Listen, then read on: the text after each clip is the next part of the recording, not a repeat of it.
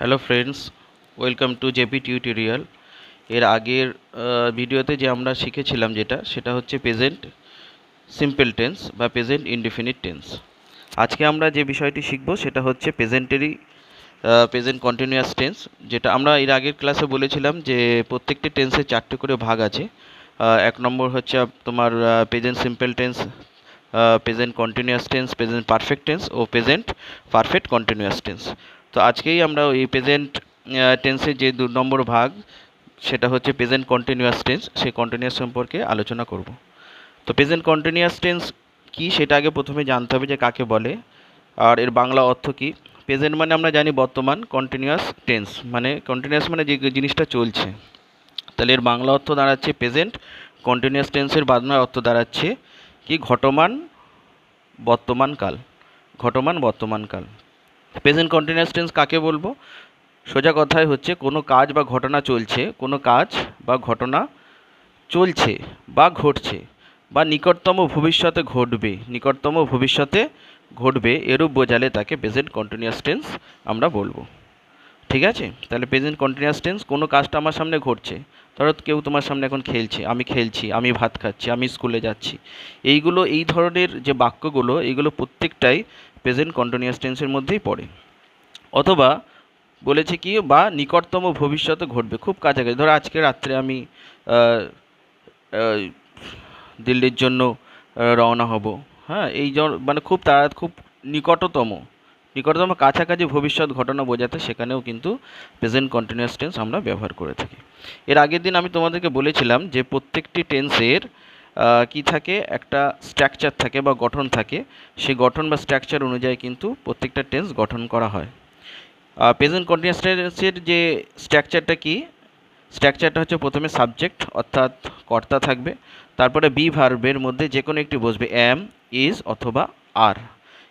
এইগুলো হচ্ছে বি ভার্বের রূপ। এম, ইজ, আর এই তিনটে হচ্ছে বি ভার্বের রূপ। তারপরে কি বসবে, base form verb of V one এবং ভি ওয়ানের সঙ্গে কি হবে, আইএনজি যোগ হবে। তারপরে অবজেক্ট বা এক্সটেনশন। এর আগের দিন আমরা প্রত্যেকটা ভেঙে ভেঙে বুঝিয়ে দিয়েছিলাম সাবজেক্ট কাকে বলে, হ্যাঁ, আর অবজেক্ট কাকে বলে, বেস ফর্ম বা ভি ওয়ান কি, ভার্বের যে 1 নম্বর রূপ যেটা আমরা বলি সেটাকে ভি ওয়ান বলা হয়। আচ্ছা, এটা হচ্ছে অ্যাফার্মেটিভ বা ইতিবাচক হলে।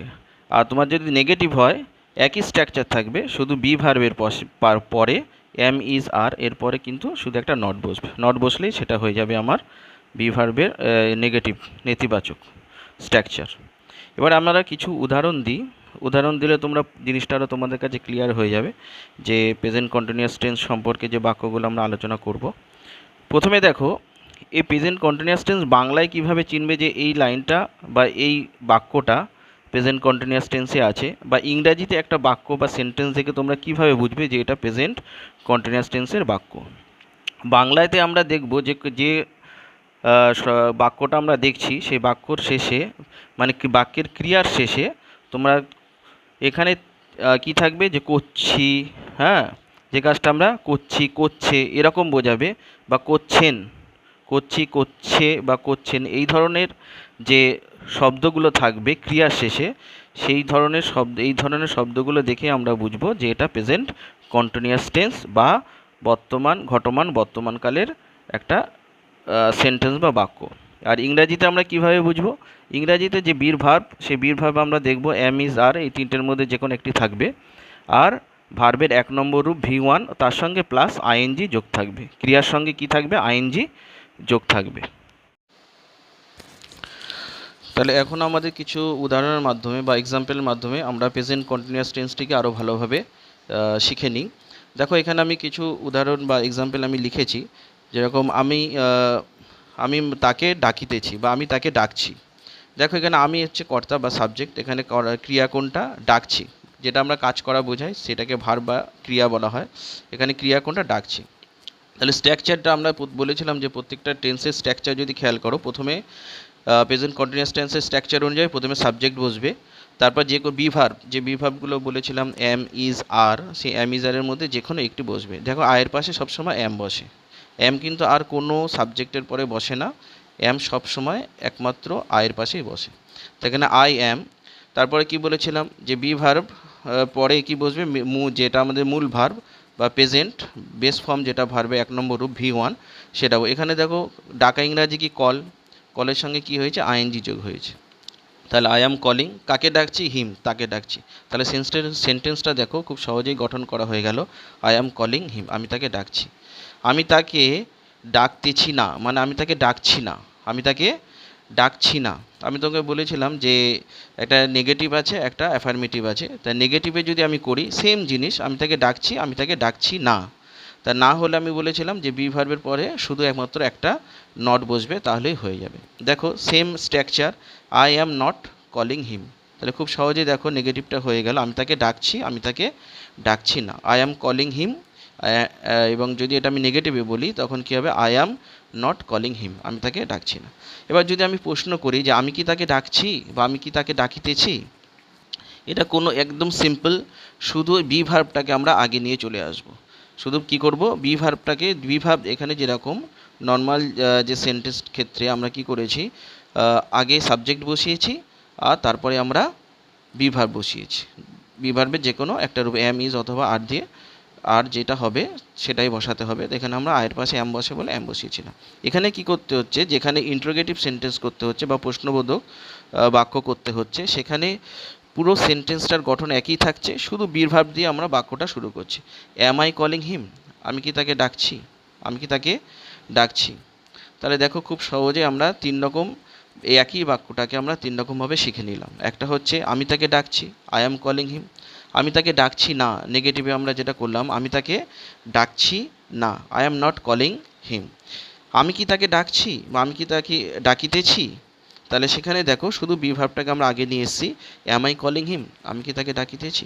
আরও কিছু আমরা উদাহরণ এখানে দেখে নিই, এক্সাম্পল, তারা ইহা করিতেছে বা তারা ইহা করছে বা তারা ইহা করতেছে। এখানে দেখো এই যে বাংলা যে শব্দটা, বাংলা যে সেন্টেন্সটা, সেই সেন্টেন্সের মধ্যে প্রথমে আমি বলেছিলাম সাবজেক্ট আর ক্রিয়াটাকে তোমাকে চিনতে হবে। এখানে সাবজেক্টকে তারা, যে কাজটা করছে, এবারে কি করছে। তাহলে এখানে দেখো আমি বলেছিলাম যে স্ট্রাকচার কীভাবে প্রেজেন্ট কন্টিনিউয়াস টেন্স তোমরা চিনবে, যে ক্রিয়ার শেষে করছে, করতেছে বা করিতেছেন এই ধরনের কিন্তু ওয়ার্ড ক্রিয়ার শেষে যোগ হবে। তাহলে তারা ইহা করিতেছে, তারা ইংরাজি কি দে, আর এখানে বি ভার্ব আর, তারপরে করা ইংরাজি কি ডু, ডু এর সঙ্গে দেখো যোগ হয়েছে ING, they are doing it, ইহা, তারা ইহা করিতেছে। এবার দেখো এখানে আয়ের পাশে এম বসেছে আর এখানে দের পরে কি বসেছে, আর বসেছে। কেন, আর সবসময় প্লুরালের পাশে বসে, কার পাশে বসে, প্লুরাল নাম্বারের পাশে। প্লুরাল নাম্বার বা বহু বচন, বাংলা আমরা কি বলি, বহু বচন। বহু বচন কাকে বলে, এক বা একের বেশি হলে তাকে আমরা ইংলিশে বলি প্লুরাল নাম্বার, তাকে বলি আমরা প্লুরাল নাম্বার, আর বাংলায় বলি বহু বচন। বাংলায় কি বলি, বহু বচন। তাহলে প্লুরালের পাশে সবসময় আমরা কি বসবো, কি বসাবো, আর বসাবো। আয়ের পাশে সবসময় এম বসাবো। বাকি থাকলো আমার ইজ, ইজ তাহলে কার পাশে বসবে, তোমরা খুব সহজেই বুঝতে পারছো। ইজ হচ্ছে থার্ড পার্সন সিঙ্গুলার নাম্বার হোক বা যে কোনো সিঙ্গুলার নাম্বারের পাশেই কিন্তু তোমাদের ইজ বসবে। সিঙ্গুলার নাম্বারের পাশেই কি বসবে, সিঙ্গুলার মানে এক বচন, সিঙ্গুলার নাম্বারের পাশে কি বসবে, সিঙ্গুলার নাম্বারের পাশে তোমাদের ইজ বসবে। ঠিক আছে, তাহলে এখানে দে হচ্ছে যেহেতু প্লুরাল, তাই দে এর পরে কি বসলো, আর বসলো। দেখো তারা ইহা করছে না, দে আর নট ডুইং। দেখো সেন্টেন্সটা একই আছে, এর আগে বলেছিলাম যে নেগেটিভ করতে গেলে তোমাদের কি করতে হবে, শুধুমাত্র বি ভার্বের পরে একটা নট বসিয়ে দিতে হবে। কি বসাতে হবে, নট বসাতে হবে। একই আছে সেন্টেন্স স্ট্রাকচার, সবই ঠিকই আছে, শুধু এটা নেগেটিভ করার জন্য, এই না করার জন্য শুধু বি ভার্বের পরে আমরা একটা নট বসিয়ে দিয়েছি। তাহলে প্রেজেন্ট কন্টিনিউয়াস টেন্সের স্ট্রাকচার হিসাবে বাক্যটা দেখো সেমই আছে, দে আর নট ডুইং ইট, তারা ইয়া করিতেছে না, তারা ইয়া করছে না। এবারে আমরা যদি এটা ইন্টারোগেটিভ করতে চাই বা প্রশ্নবোধক বা বাক্যে আনতে চাই, তাহলে কি করতে হবে, এর আগের বাক্যটা আমরা বলে দিয়েছিলাম, বাক্যের স্ট্রাকচার একই থাকবে, শুধুমাত্র তোমাদের এই বি ভার্ব যেটা আছে, বি ভার্ব দিয়ে বাক্যটাকে শুরু করতে হবে। এই বাক্যগুলো আমরা কি দিয়ে, সাবজেক্ট দিয়ে শুরু করেছিলাম, এক্ষেত্রে আমাদের বি ভার্ব দিয়ে কী করতে হবে, বাক্যটাকে শুরু করতে হবে। এখানে বি ভার্ব কোনটা, আর, তাহলে আর they doing it, R they doing it, তারা কি ইহা করিতেছে বা তারা কি ইহা করতেছে বা তারা কি ইহা করছে। হ্যাঁ, যেভাবেই বলো না কেন, এগুলো তোমার করছে, করিতেছে বা করছে, সবই একই জিনিস। তারা কি করছে, তাহলে দে ডুইং ইট। খুব সহজেই দেখো আমরা একটা বাক্যটাকে 3 রকমভাবে ইউজ করতে পারছি। অ্যাফার্মেটিভে ইউজ করতে পারছি, তোমরা নেগেটিভে ইউজ করতে পারছি, ইন্টারোগেটিভে ইউজ করতে, শুধুমাত্র স্ট্রাকচারটাকে খেয়াল করে। তাই তোমাদের যে কোনো টেন্স করার আগে কী করতে হবে, স্ট্রাকচারটাকে খুব ভালোভাবে মুখস্থ করতে হবে। আর যে কোনো বাক্যটাকে তোমাদের যদি নেগেটিভে করতে চাও, তাহলে কি করতে হবে, বি ভার্বের পাশে শুধুমাত্র একটা নট বসিয়ে দিলে সেটা নেগেটিভ সেন্টেন্সে হয়ে যাবে। আর যদি প্রশ্নবোধক বাক্যে করতে চাও, তাহলে কি করতে হবে, বি ভার্ব দিয়ে বাক্যটাকে শুরু করতে হবে। আচ্ছা, এরপরে আমরা আরও কিছু এক্সাম্পল দেখে নেব খুব তাড়াতাড়ি। দেখো, মা ভাত রান্না করিতেছেন বা করছেন। মা ভাত রান্না করছেন, এখানে সাবজেক্টকে, এখানে কে কাজটা করছে, মা করছে। কি করছেন, রান্না করছেন। কি করছেন, রান্না করছেন। রান্না করা ইংলিশ কি, আমরা প্রত্যেকে জানি কুক। রান্না করা ইংলিশ কি, কি রান্না করছে, ভাত রান্না করছে। তাহলে আমরা যদি আমরা এই সেন্টেন্স স্ট্রাকচারটাকে খেয়াল করি, তখন দেখবে আমি স্ট্রাকচারে বলে দিয়েছিলাম, প্রথমে সাবজেক্ট, তারপরে এম ইজ আর, তারপরে V1, তারপর অবজেক্ট। ঠিক আছে, তাহলে এখানে যদি সেই হিসাবে আমরা দেখি বাক্যটা, তাহলে এখানে কে রান্না করছে, মা রান্না করছে। তাহলে মা আগে, মাদার। এবার মাদার হচ্ছে যেহেতু তোমার সিঙ্গুলার নাম্বার, তাহলে দেখো মায়ের পাশে কি বসেছে, ইজ বসেছে।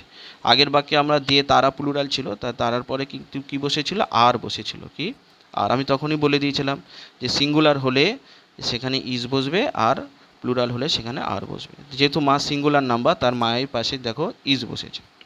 তাহলে মাদার ইজ কুকিং, রান্না করে ইংরেজি কুক। তাহলে কুকের সঙ্গে কী হচ্ছে, মেম ভার্ব হচ্ছে আমার কুক, কুকের সঙ্গে কী যোগ হয়েছে, আইএনজি যোগ হয়েছে। কী যোগ হয়েছে, আইএনজি। তাহলে মাদার ইজ কুকিং, কী রান্না করছে, ভাত রান্না করছে। তাহলে দেখো একটা সেন্টেন্সকে খুব সহজেই আমরা গঠন করতে পারছি শুধুমাত্র স্ট্রাকচারটাকে ফলো করে। এইভাবে এটা নেগেটিভ করা হয়েছে, মা ভাত রান্না করছেন না, mother is not cooking. Same structure, শুধু বি ভার্বের পারে একটা কি বসিয়ে দিয়েছি, নট বসিয়ে দিয়েছি। মা কি ভাত রান্না করছেন, আমি এর আগের সেন্টেন্সগুলোতে বলে দিয়েছিলাম, বি ভার্ব দিয়ে বাক্যটা শুরু করলেই, আগে যদি আমরা অক্সিলারি ভার্ব বা বি ভার্ব দিয়ে, যে আমাদের যে অক্সিলারি ভার্বটা ইউজ করেছি, সেই অক্সিলারি ভার্ব দিয়ে যদি আমি এটা শুরু করি, হেল্পিং ভার্ব দিয়ে যদি বাক্যটাকে শুরু করি, তাহলে সেটা কিন্তু তোমার প্রশ্নবোধক বাক্যে হয়ে যাচ্ছে। Is mother not cooking rice, মা কি ভাত রান্না করছেন না, মা কি ভাত রান্না করছেন না। হ্যাঁ, আরও কিছু উদাহরণ আমরা এখানে দেখে নেব। সেখানে আমি স্কুলে যাইতেছি বা আমি স্কুলে যাচ্ছি, এখানে সাবজেক্ট কি, আমি, আই। তারপরে আপনার তোমাদের যে বি ভার্বের যে কোনো একটা রূপ বসবে বলেছিলাম, আয়ের পাশে সবসময় এম বসে, I am going to school. দেখো এখানে যাওয়া ইংরাজি কি, গো, গো এর সঙ্গে কী যোগ হয়েছে, I am going to school. এর আগে যখন আমি এটা শুরু করেছিলাম প্রথম, তখন তোমাদের দেখো একটা জিনিস আমি বলে দিয়েছিলাম যে নিকটবর্তী ভবিষ্যৎকালের বোঝাতে সেখানে কিন্তু আমরা প্রেজেন্ট কন্টিনিউয়াস টেন্স ইউজ করে থাকি। কি বুঝি, নিকটবর্তী ভবিষ্যৎকাল বোঝাতে আমরা কিন্তু প্রেজেন্ট কন্টিনিউয়াস টেন্স ইউজ করে থাকি। দেখো এখানে দেখো, আমি আজ রাতে ঢাকা যাব, আমি আজ রাতে ঢাকা যাব, বা আমি আজ রাতে কলকাতা যাব। তাহলে এখানে এটা কিন্তু ঘটছে না, এটা খুব কাছাকাছি ঘটবে, মানে খুব তাড়াতাড়ি এই জিনিসটা ঘটবে। দেখো এক্ষেত্রেও কিন্তু প্রেজেন্ট কন্টিনিউয়াস টেন্স ইউজ হয়। এখানে দেখো I shall go to Dhaka tonight, এরকম লেখা নেই। দেখো I am going to Dhaka tonight, এটা হচ্ছে তোমার নিয়ার ফিউচারের ঘটনা। নিয়ার ফিউচারের ঘটনা হলে সেখানে কিন্তু আমরা প্রেজেন্ট কন্টিনিউয়াস টেন্স ইউজ করে থাকি। ঠিক আছে, তাহলে এই জিনিসটা তোমাদের ক্লিয়ার। এই টেন্স শুরু করার আগেই আমরা প্রথমেই বলে দিয়েছিলাম যে কোনো কাজ ঘটছে বা চলছে বোঝাতে সেখানে আমরা প্রেজেন্ট কন্টিনিউয়াস টেন্স ব্যবহার করি বা বুঝি। এছাড়া নিকটতম ভবিষ্যতের ঘটনা বোঝাতেও কিন্তু আমরা প্রেজেন্ট কন্টিনিউয়াস টেন্স আমরা এটা বুঝি, যে নিকটতম ভবিষ্যৎ ঘটনা ক্ষেত্রেও কিন্তু আমরা প্রেজেন্ট কন্টিনিউয়াস টেন্সের স্ট্রাকচার আমরা গঠন করে বাক্য লিখতে পারি। তাহলে আমি আজ রাতে ঢাকা যাব, I am going to Dhaka tonight. এখানে আমরা কিন্তু বলছি না যে I will go to Dhaka tonight, এখানে আমরা কি বলছি, আমি আজ রাতে ঢাকা যাব, কিন্তু এটা আমরা ইউজ করছি কি, দেখে মনে হচ্ছে এটা ফিউচার টেন্সে আছে। এটা কি মনে হচ্ছে, ফিউচার টেন্সে আছে, যেহেতু আমি যাব মানে এখনও যাইনি। কিন্তু যখন আমি টেন্সেসটা স্ট্রাকচার দিয়ে আমি গঠন করছি, তখন এটা যেহেতু আমার নিয়ার ফিউচার, খুব নিকটতম ভবিষ্যৎকাল, তাই এখানে দেখো এখানে আমরা প্রেজেন্ট কন্টিনিউয়াস টেন্সের যে স্ট্রাকচার, সেই স্ট্রাকচার দিয়ে আমরা বাক্যটা গঠন করেছি।